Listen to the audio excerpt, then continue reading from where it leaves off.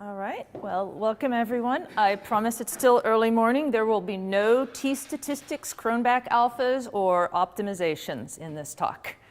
Okay, so my agenda is fairly straightforward. I did want to point out a picture that I took. That is a container barge, actually 4 of them, going down the Rhine at Koblenz, and my co-author's house is up on that hill.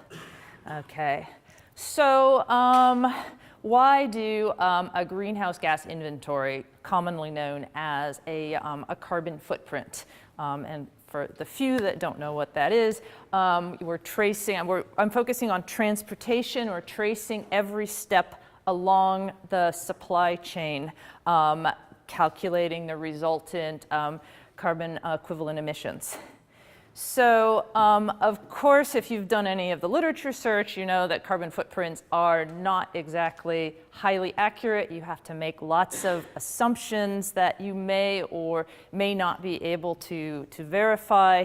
And carbon is just one part of the overall environmental sustainability package, which is just one part of sustainability as a whole. And as we heard from earlier sessions this morning, maybe water and soil are more dominant concerns for production at the moment. But part of the reason I'm looking at this is I'm not looking at putting something on the label saying exactly this much carbon was produced in transporting it. We're more interested in looking at carbon footprinting as a way of comparing maybe 2 ways of transporting, or more ways of transporting wine from point A to point B, because you can often decouple the production of wine from the transportation of it, aside from some packaging issues, which we'll touch on later.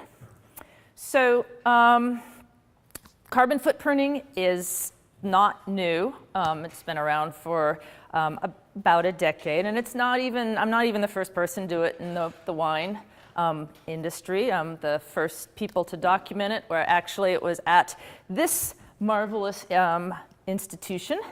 And they discovered that wine, basically carbon footprint, their main finding was that distance is not always the critical factor. If you're a New York consumer, chances are the bottle of wine from Bordeaux has a lower carbon footprint than the bottle of wine from my home area up in Napa-Sonoma, just because the Bordeaux wine came, for example, by container ship, a longer distance, but overall more efficient mean of transport than going across the US by truck.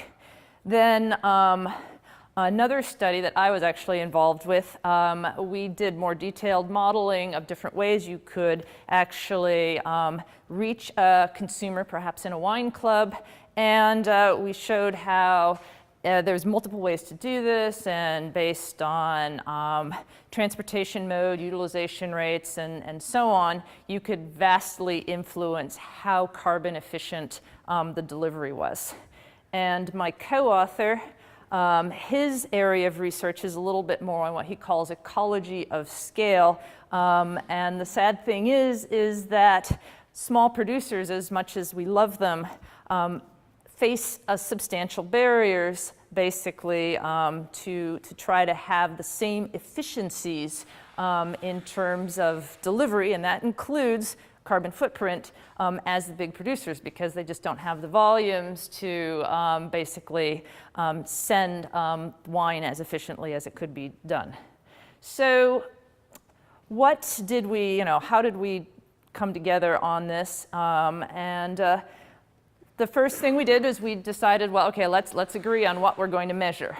So we took a bottle of Ravenswood Zinfandel, their basically entry-level wine, great wine, by the way, if you're looking for kind of €10 price point wine, and which is in sort of from my area, and traced the supply chain all the way to his area.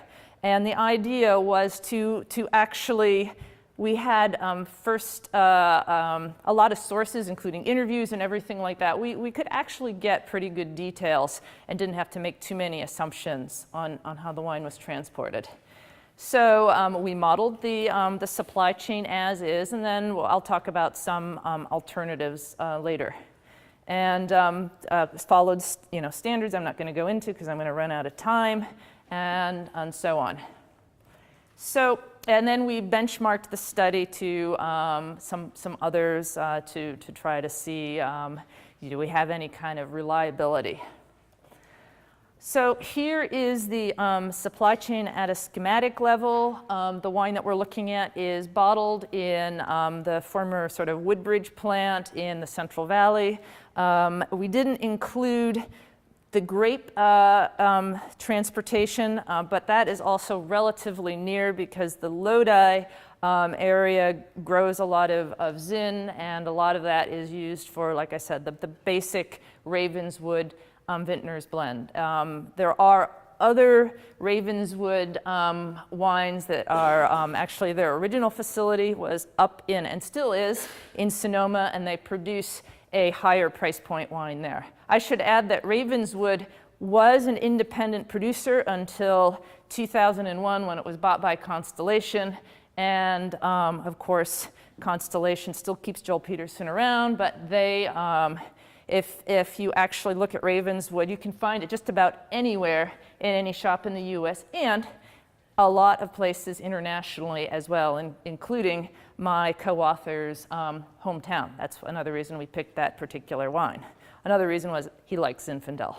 So it starts out at in Lodi, basically, travels not too far to the warehouse that is there, where then it is loaded onto a truck with all sorts of Constellation's others products that are basically bound for export, goes to the port of Oakland, goes onto a container ship, goes halfway across the world to Rotterdam, gets unloaded there, and then gets put onto one of those smaller barges that I showed you on the previous slides, goes down the Rhine and gets unloaded at Mainz, and then takes a journey to the distributor / retailer that my co-author buys his wine at.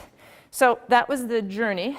If we take a look at the overall carbon footprint, it ends up that the ocean journey is responsible for about 60% of the 180 grams of carbon transportation emissions per bottle. I should say that bottle, I didn't mention this earlier, that not only includes the 750 milliliters of wine, but about a half kilo of glass bottle as well.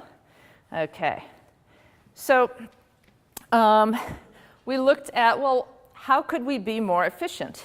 Now, as it turns out, we're already pretty efficient in terms of transportation, given that we are going to consume a California Zinfandel.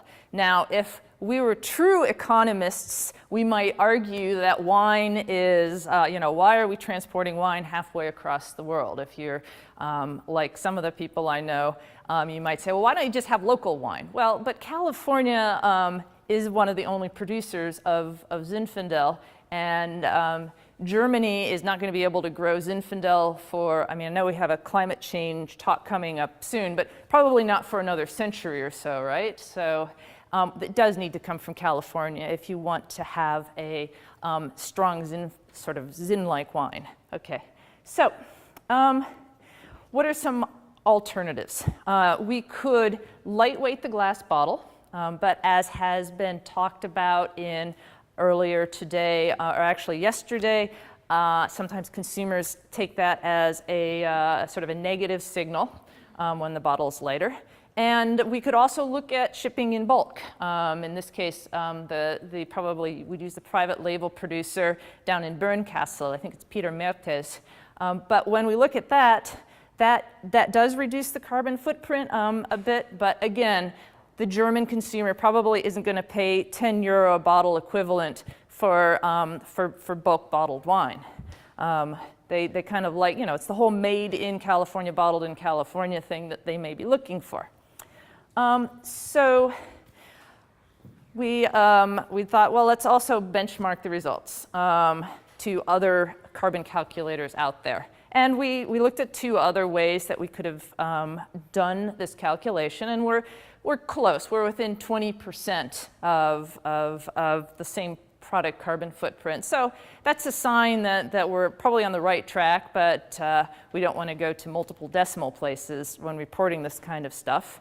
The more interesting thing I thought was if you look at the journey from the consumer's point of view, them driving to the store, picking up the wine and driving home, that is where most of the carbon gets emitted. It's the last link. We're not the first to discover this. Other people have noted that that last consumer journey is where a lot of the carbon gets basically emitted within transportation, but that's just the way it is. Okay, so I sort of said earlier, there's not much we could do, that Constellation can realistically do to improve Ravenswood's Vintner's Blend distribution from a transportation carbon footprint perspective. If you look at some of their other wines, which are further away in terms of how they're from bottling to the warehouse and use heavier glass, they do have some opportunity to improve. But realistically, are they going to do that when most of the wine that Ravenswood sells is this sort of lower end, and I say low end, it's still 10 euros a bottle. They probably are going to just still continue to focus on that. Maybe in the longer term, consumers would accept a bulk, wine shipped in bulk and bottled at the within Germany or something like that. But probably for now, we'll just continue to do what we should. Carbon footprinting, I should add, it's not rocket science. The whole reason we're doing it is that we want to give producers an idea of how, and other supply chain agents of how they can efficiently transport within the supply chain, and maybe eventually inform consumers, but I think that's longer term. So that is all that I have for the 10 minutes that I'm allotted, so I'd be happy to take any questions.